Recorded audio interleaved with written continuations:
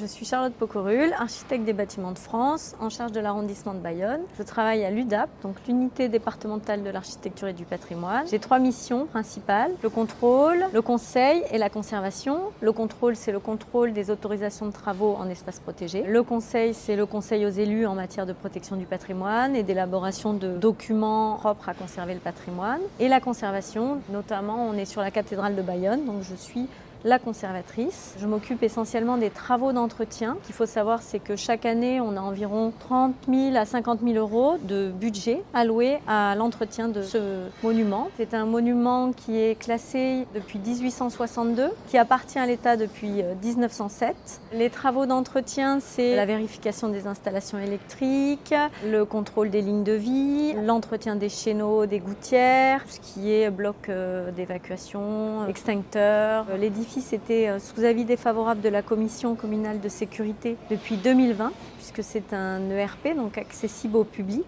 Donc suite à l'incendie d'avril 2019 de Notre-Dame de Paris, le ministère de la Culture a lancé un plan d'action cathédrale visant à sécuriser, face au risque incendie évidemment, les 87 cathédrales qui sont des monuments État, qui appartiennent à l'État.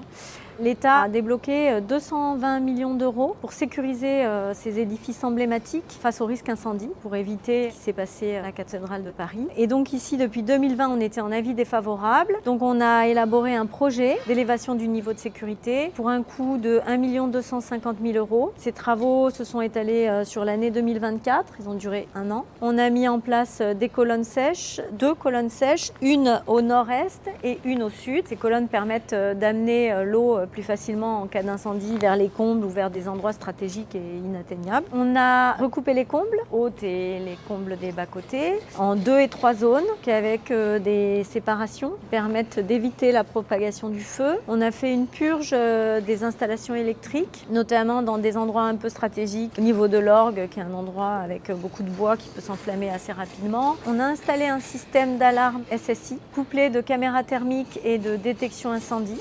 On est sous avis favorable depuis la commission de sécurité qui s'est déroulée le 23 janvier 2025. On va pouvoir retrouver des activités culturelles, donc concerts, expositions, puisque l'établissement est passé sous avis favorable de la commission de sécurité.